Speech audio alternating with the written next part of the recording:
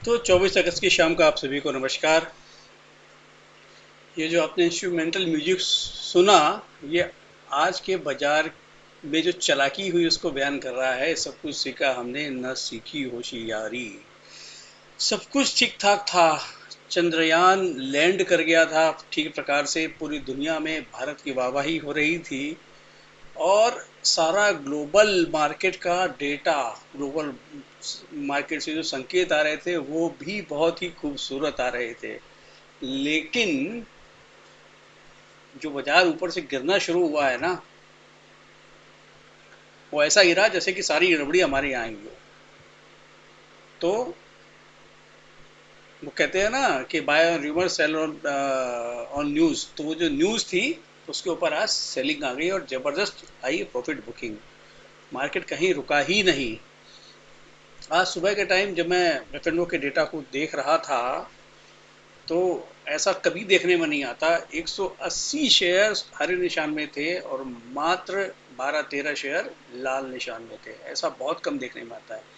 जबकि मार्केट जब बंद हुआ तो ये मामला हो गया था 50-50, आधे हरे में थे आधे लाल में थे। निफ्टी बैंक निफ्टी भी ऊपरी लेवल से अच्छे खासे गिरे, प्रॉफिट बुकिंग का शिकार हुए। तो ऊपरी लेवल पे हमें हमेशा अलर्ट रहना चाहिए, खासतौर से तब जब सब कुछ रोजी पिक्चर दिखाई जा रही हो सब तरह से, या बाय डिफॉल्ट कहीं आ रही हो। मार्केट ऑलरेडी चढ़े हुए थे। चंद्रयान भी की न्यूज़ बहुत पॉजिटिव न्यूज़ थी और उसके बाद ग्लोबल संकेत भी पॉजिटिव थे। तो इससे अच्छा मौका नहीं हो सकता था प्रॉफिट बुकिंग करने का और माल देने का। तो माल दे दिया गया। अब शुरुआत करेंगे निफ्टी बैंक निफ्टी में कैसा रहा कारोबार और अब कल क्या हो सकता है उसके अंदर। उसको देखेंगे चार्ट की मदद से और बाकी डेटा की मदद से। बाद में एक ट्रेड पकड़ेंगे स्विंग ट्रेड के लिए, कौन सा शेयर अच्छा डेटा बनाता हुआ नजर आ रहा है। अब डेली इसी तरीके से एक्सरसाइज किया करेंगे। थोड़ा सा पैटर्न अब चेंज कर दिया है हमने अपनी रिपोर्टिंग का। तो अब चलते हैं सीधा निफ्टी बैंक निफ्टी के चार्ट्स की तरफ। देखिए स्क्रीन पे आपके सामने जो चार्ट लगा हुआ है वो निफ्टी का चार्ट लगा हुआ है। निफ्टी आज का जो लो पॉइंट था 19,386 पे बंद हुआ। अब जब ये कैंडल आप देख रहे हैं, कैंडल ये वाली कैंडल सीधा सीधा बता रही है आपको कि जी मैं तो बिल्कुल लो पॉइंट पे ही बंद हुआ आज।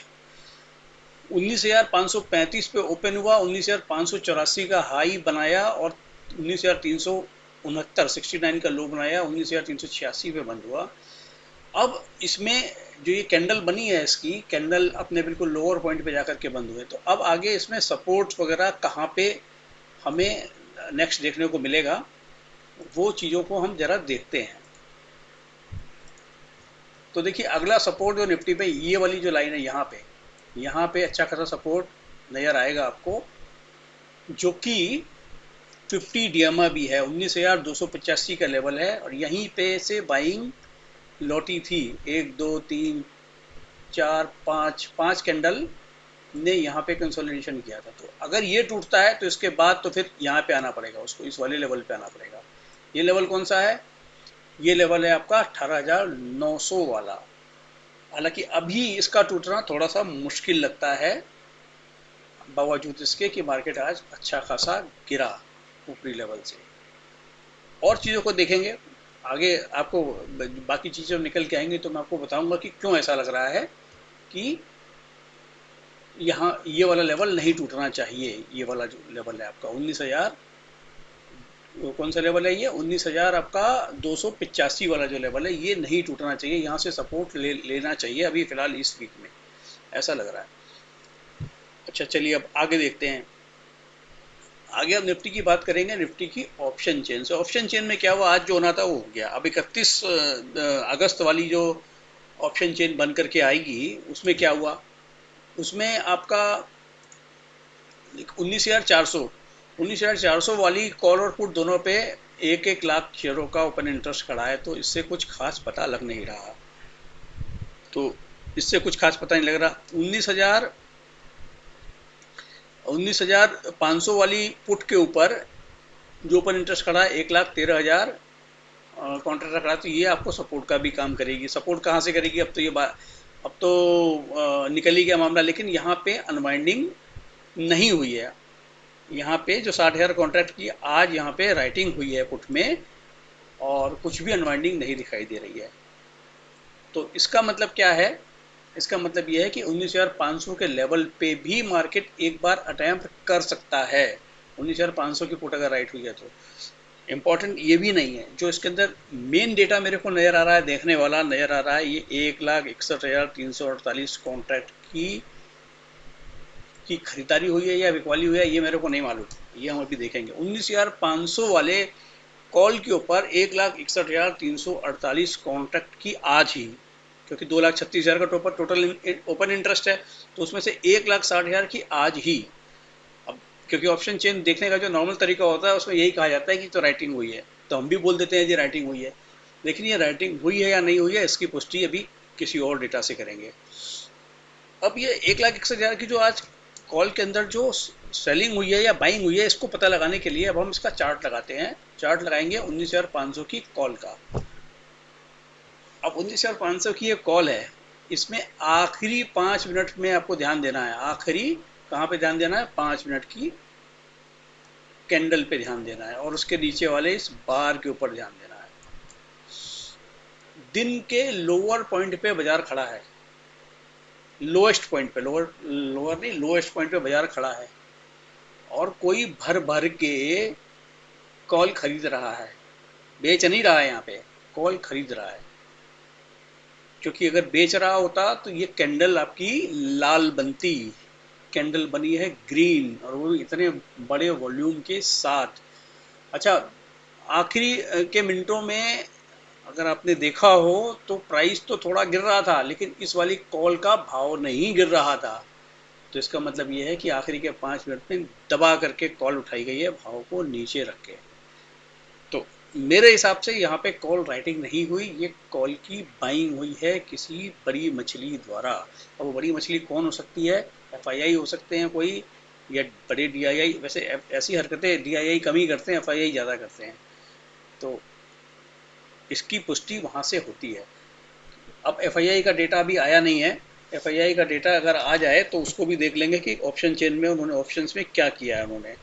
अभी एफआईआई का डेटा इतनी जल्दी आता नहीं है, वो एक्सपायरी वाले दिन तो वैसे भी लेट ही आता है। फिर भी एक बार देख लेते हैं, अगर अभी आ गया हो तो अभी उसका वेरिफिकेशन भी लगे हाथ हो ही जाएगा। तो एफआईआई का डेटा नहीं जी, अभी नहीं आया है। कैश मार्केट में इन्होंने, एफआईआई ने कैश मार्केट में 1524 करोड़ की खरीदारी की है। भाई साहब, बिकवाली नहीं करी है। आप कभी सोच रहे हो कि बिकवाली करी है? कैश में खरीदा है। बाकी एफ का डेटा अभी बाद में आएगा, लेकिन अगर आप देख लेना, मेरे हिसाब से यहाँ पे एफआईआई की बड़ी ऑप्शन बाइंग नजर आनी चाहिए आपको, और वो ये वाली है। अब इसके बाद एक बार बैंक निफ्टी पे भी नजर मार लेते हैं, बैंक निफ्टी क्या कह रही है। देखिए, बैंक निफ्टी में इतना बुरी हालत नहीं थी, हालांकि आज बैंक निफ्टी ने भी अपना हाई बनाया 44,949 का, और बंद हुआ 44,496 पे, करीब करीब 450 पॉइंट नीचे वहां से जाकर के बंद हुआ। ये प्रॉफिट बुकिंग तो आनी ही थी, लेकिन चार्ट के ऊपर इतना बुरा हाल बैंक निफ्टी का लग नहीं रहा है। यहाँ पे सपोर्ट बैंक निफ्टी ले लेगा, ऐसा महसूस देता है। तो यहाँ पे अब ये भी बताऊंगा मैं क्यों ले लेगा। ये वाली जो जगह है, ये वाली जो आपकी जगह है 44,280 वाला जो पॉइंट है, 44,280 और 300 के बीच में कहीं ना कहीं अगर बैंक निफ्टी आता है तो ये सपोर्ट ले लेना चाहिए फिलहाल। नहीं तो यहाँ तो ले ही लेगा, यहाँ तो ले ही लेगा। इस जगह पे आकर के 43,800 के आसपास तो ले ही लेना है इसको सपोर्ट, 800 और 900 के बीच में, अभी के फिलहाल के डेटा के हिसाब से। अच्छा, इसकी ऑप्शन चेन को अगर देखेंगे हम, तो ऑप्शन चेन में कुछ खास डेटा बना ही नहीं है, तो हम क्या बात करें। 38,000 कॉन्टैक्ट यहाँ पे कि ऐड हुए हैं कॉल साइड में, और 50,000 कॉन्टैक्ट हुए हैं पुट साइड में ऐड। तो इतना कोई बढ़िया डेटा, मतलब कि जिससे कुछ अ, खास बात समझ में आए, ऐसा कोई डेटा बना नहीं है। तो इसको हम इग्नोर मार देते हैं इस नोट के साथ कि 1-1 लाख कॉन्टैक्ट दोनों तरफ खड़े हैं। अब ये तो बात हो गई निफ्टी बैंक निफ्टी के डेटा की। अब हम चार्ट की, अब हम क्या करेंगे, अब हम देखेंगे कि कैसे डेटा टॉप 15 में क्या क्या हरकतें हुई, टॉप 15 में जो जो जो हमने बात की थी कि निफ्टी में वो कॉल हो सकती है, उसकी पुष्टि करने के लिए फिर देखेंगे। अब निफ्टी के टॉप 15 कंपोनेंट्स को देखेंगे जो कि निफ्टी को चलाते हैं। देखिए सबसे ज़्यादा गिराया किसने, ध्यान दीजिएगा मेरी बात पे, सबसे ज़्यादा गिराया किसने, रिलायंस इंडस्ट्रीज़ लिमिटेड में। हमने आपको क्या बोला था, अगर आपको हमारी बात याद हो, कि भाई रिलायंस इंडस्ट्रीज़ और रिलायंस जियो फाइनेंशियल, इन दोनों के शेयर का टोटल आपका ज़्यादा से ज़्यादा होना चाहिए 2740, और ये 2693 रुपये में ऑलरेडी आ चुका है। और ये भी हमने बोला था 2680 के आसपास आएगा, तो इसमें बाइंग ही बनेगी, सेलिंग नहीं बनेगी। तो 2680 के आसपास अब ये आ चुका है। तो वो आपको निफ्टी की तरफ, निफ्टी को कौन खींचेगा अब, सबसे ज़्यादा तो यही खींचेगा। एल एन टी में प्रॉफिट बुकिंग आ गई, क्योंकि उसमें वही था कि सारी रूमर्स जो पहले थी आपके चंद्रयान वाली के, चंद्रयान के बहुत अच्छा काम किया इन्होंने, काफ़ी कुछ सप्लाई किया इन्होंने।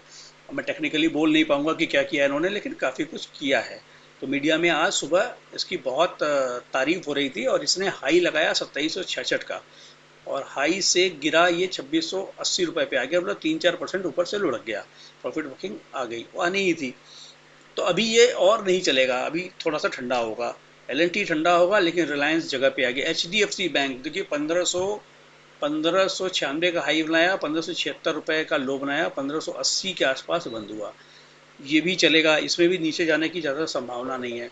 तो बैंक निफ्टी को ये संभालने का काम करेगा, निफ्टी को रिलायंस संभालने का काम कर सकता है। तो इनमें गिरने की संभावना कम। प्लस टीसीएस, अब आप टीसीएस की बात करें तो टीसीएस भी 3387 रुपये पे बंद हुआ है। तो 3387 रुपये में यहाँ पे ऐसा, इस बाजार में यहाँ पे सेलिंग का तो बिल्कुल नहीं बनता है। तो ये भी ऊपर आकर के मदद करेगा निफ्टी को चढ़ने में। रही बात आईटीसी फ्लैट रहा, तो आईटीसी फ्लैट ही रह सकता है अभी। एसबीआई 577 थोड़ा सा नीचे जा सकता है। कोटक बैंक देखिए अच्छी तरह टूट चुका है, और अब 1750 रुपये का जो इसने सपोर्ट दिया है नीचे से, उससे अभी कुछ खास ऊपर नहीं आया है, और 1780 के ऊपर आज क्लोज देने में कामयाब हुआ है। तो यहाँ गिरावट की संभावना बहुत कम बनती है। भारतीय एयरटेल को तो जितना बाजार ऊपर नीचे करना होता है, जहाँ ज़रूरत होती है, जैसे ताश के पत्तों में जोकर होता है ना, वहाँ लगा दिया जाता है, क्योंकि इसके फंडामेंटल में कोई प्रॉब्लम है नहीं, कहीं भी लगा दो, गिराने में भी लगा दो, चढ़ाने में भी लगा दो। आईसीआईसीआई बैंक की जगह शायद एचडीएफसी बैंक अब ले ले, क्योंकि काफ़ी टूट चुका है वो, अभी ये काफ़ी चल चुका है। बजाज फाइनेंस के अंदर डेटा अच्छा बना है, वो अभी बताऊंगा मैं आपको। तो यहाँ भी गिरावट की बहुत ज़्यादा संभावना है नहीं। लीवर ठीक ठाक है, थोड़ा बहुत गिरता चढ़ता है, इससे फ़र्क नहीं पड़ता। एक्सिस बैंक के अंदर बहुत खूबसूरत डेटा बनता नज़र आ रहा है 2-3 दिनों से, तो इसमें भी कम संभावना है ज़्यादा नीचे जाने की। अल्ट्राटेक सीमेंट थोड़ा गिर सकता है। इन्फोसिस बिल्कुल गिर के राजी नहीं है, डेटा ठीक ठाक बन रहा है। और जब हमने इसको 1350 के लेवल पे बताया था, 1305 का जब इसे लो बनाया था, तभी हमने वीडियो डाली थी कि भाई ये नहीं गिरेगा, और ये लगातार चढ़ता जा रहा है, क्योंकि डेटा ही ऐसा बना था कि ये नहीं गिरेगा, साफ पता लग रहा था। एशियन पेंट, तो क्रूड का का प्राइस सॉफ्ट होगा तो इसका प्राइस अच्छा हो जाएगा, उस हिसाब से ये चलता रहेगा। तो ये सारी बातें 15 कंपोनेंट की बात इसलिए की, क्योंकि जो भी इस कंपोनेंट में वेट रखने वाले शेयर्स हैं, उनमें डेटा किसी में ऐसा नहीं बन रहा है कि और नीचे निफ्टी को ड्रैग करें नॉर्मल सर्कमस्टांसेस में। नॉर्मल नोट करिएगा, नॉर्मल सर्कमस्टांसेस की बात कर रहा हूँ। अब नॉर्मल सर्कमस्टांसेस में कहीं बम पड़ जाए, कुछ हो जाए, तो कुछ भी हो सकता है, उसकी तो कोई बात नहीं है। अब देखते हैं डेटा कहाँ अच्छा बना है इन 15 में से। देखिए एशियन पेंट का डेटा कितना बढ़िया बनता नजर आ रहा है। 1.7 टाइम्स डिलीवरी उठी है इसके अंदर, और 1.5 गुने ऑर्डर का साइज भी है। तो कोई अपने पोर्टफोलियो में भर भर के खरीद रहा है इस शेयर को।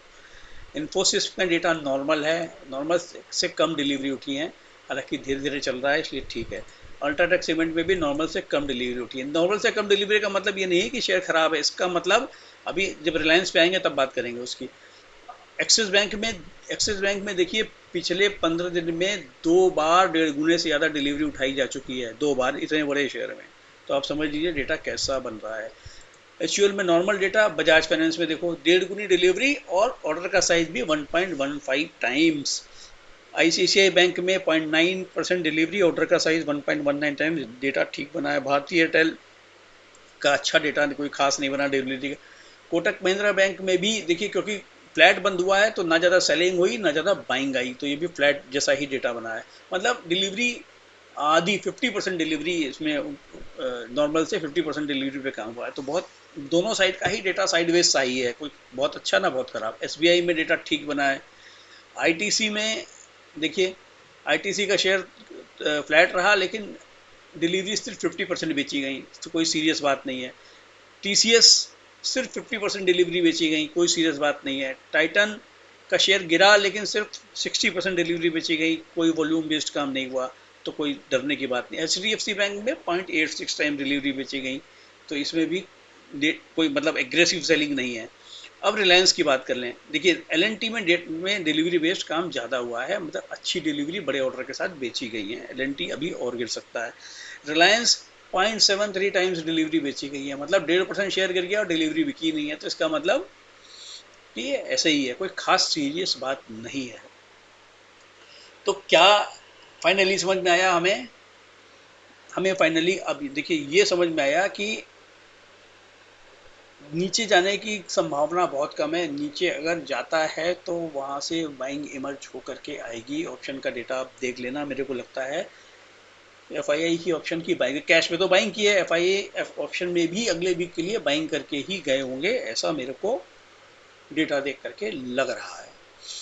अब चलिए, ये तो बात कर ली हमने निफ्टी बैंक निफ्टी की। अब जैसा कि प्रॉमिस किया है हमने आपसे कि कोई एक शेयर पकड़ेंगे जिसमें बहुत अच्छा डेटा बना हो, तो उसके लिए फटाफट सेट करते हैं अपने क्राइटेरिया को। देखिए क्राइटेरिया सेट करेंगे भाई, आज नीचे से बहुत अच्छा घुमा, देखिए सबसे ऊपर तो नीचे से घुमा है, ये आपका कोफोर 14% घूम गया, माय गॉड। अब चलिए खैर, इतने चढ़े हुए में तो हम हाथ नहीं डालना चाहेंगे, लेकिन अब हम देखेंगे इसमें कि कौन सा शेयर अपने आज के लो पॉइंट से कम 2% ऊपर चढ़ के बंद हुआ। ठीक है जी, तो हमने एक तो ये लगा लिया फिल्टर। दूसरा फिल्टर हम ये लगाएंगे कि डिलीवरी का जो है उसके अंदर हिसाब किताब कम से कम 1.5% तो कम से डेढ़ गुनी तो डिलीवरी नॉर्मल से हुई ही हो, 1.5 टाइम से कम ना हुई हो। तो ये दो क्राइटेरिया को हमने सेट किया। तो कौन कौन से शेयर नजर आए? कोफोर्ज। कोफोर्ज तो बड़ा जबरदस्त डिलीवरी बेस्ड वॉल्यूम, 112%, कितनी डिलीवरी उठा ली गई इसमें।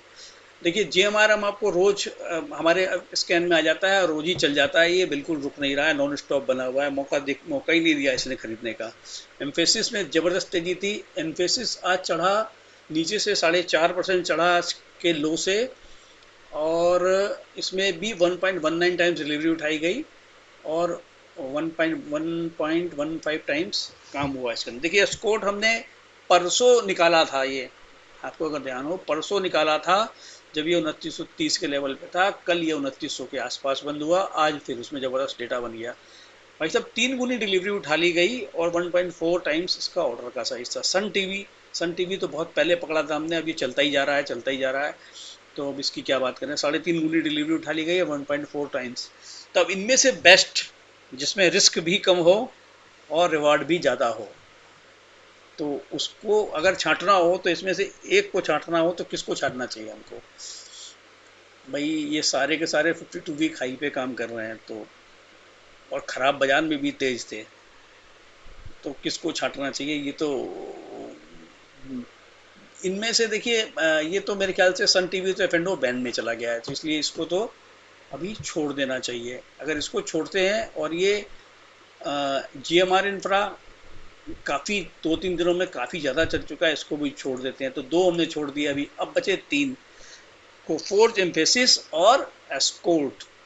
3 शेयर बचे ही। अब इसमें से किसको देखना चाहिए हमको? तो अब यूँ तो एस्कोर्ट की क्लोजिंग बहुत अच्छी हुई है, 3004 का हाई बना के 2988 पे क्लोज दिया है इसने। एम्फेसिस ने 2472 का हाई बना के 2464 पे क्लोज दिया है। कोफोर्ज ने 5402 का हाई बना के 5391 पे क्लोज दिया है। तो अच्छा, अगर क्योंकि ये दो इसमें से आईटी वाले आ रहे हैं, तो इन दोनों की जगह टीसीसी क्यों ना खरीद लिया जाए, वो चला भी नहीं है आज, क्योंकि इंडेक्स को मैनेज करना था, उस इंडेक्स के हिसाब से उसको कम चलाया गया आज। तो एक चॉइस तो ये हो सकती है, मैंने आपको बता दिया। अब कोफोर्ज जो है, कोफोर्ज आज 5402 का हाई बनाने के बाद 5391 पे बंद हुआ। अब एम्फेसिस कम चला है, तो एम्फेसिस हालांकि 4% चलना भी कम नहीं होता, काफ़ी अच्छा चला हुआ है। तो एम्फेसिस का एक बार चार्ट ही देख लेते हैं, फिर क्या करें। और अब ये तो फिर ऊपर जाने की तैयारी, कहीं भी जा सकता है ये तो। बिल्कुल ये एम्फेसिस को बिल्कुल देखा जाना चाहिए। और एम्फेसिस में कितनी डिलीवरी उठी है इसकी भी बात कर लेंगे। डिलीवरी इसमें उठी है 1.19 टाइम्स, मतलब करीब करीब 2 गुनी डिलीवरी उठाई गई है कोफोर्ज में। लेकिन इतनी बड़ी डिलीवरी, कोई ब्लॉक डील हुई है, क्या हुआ है, क्या न्यूज़ थी, चेक करना पड़ेगा। लेकिन कुछ ना कुछ तो इसके अंदर बहुत बड़ा हुआ है। तो ये इंडिकेशन नहीं दे रहा है कि आईटी का पूरा सेक्टर बहुत अच्छी तरह चलने को तैयार बैठा हुआ है। तो एम्फेसिस के ऊपर, एम्फेसिस का डेटा अगर मैं वैसे लगाऊं, 6 तारीख के बाद से आज पहली बार ऐसा हुआ है कि इसमें इतनी बड़ी डिलीवरी, 1.19 टाइम्स डिलीवरी उठाई गई है। इसलिए शायद ये हमारे स्कैन से बाहर रहा। हालांकि डिलीवरी थोड़ी कम जरूर उठ रही थी, इसके पहले भी उठ ही रही थी। तो सर्टेनली इसको अपने रडार पे रखना चाहिए। और ये आपको ब्रेकआउट ऑलरेडी दे चुका है, आगे आपको और मौका देगा। तो फिर आज निफ्टी बैंक निफ्टी के साथ मार्केट की शुरुआत की थी। एक चीज़ और बतानी रह गई थी कि ब्रॉडर मार्केट में डेटा कैसा बना। देखिए ब्रॉडर मार्केट में आज 97 शेयर गिर करके बंद हुए और चढ़ के बंद हुए, और 92 शेयर चढ़ करके बंद हुए। हालांकि हालांकि निफ्टी बैंक निफ्टी का निगेटिव क्लोज नहीं, बैंक निफ्टी का तो फ्लैट क्लोज था, निफ्टी का 57 पॉइंट नीचे का क्लोज था। फिर भी एफ एंड ओ के बाकी शेयरों में 0.28% का रिटर्न दिखाई दिया। डिलीवरी बेस्ड वॉल्यूम भी अच्छा ही था, क्योंकि 110 शेयरों में नॉर्मल से कम डिलीवरी हुई है, जबकि 79 शेयरों में नॉर्मल से ज़्यादा डिलीवरी उठाई गई है। तो डिलीवरी का डेटा भी अच्छा ही था। इसी के साथ करते हैं इस वीडियो को वाइंड अप। और thank you very much for watching. आपका कोई कमेंट हो तो कमेंट बॉक्स में ज़रूर दीजिएगा। चैनल को सब्सक्राइब कर लीजिए और वीडियो को लाइक एंड शेयर कर लीजिए अगर आपको पसंद आया हो तो। Thank you.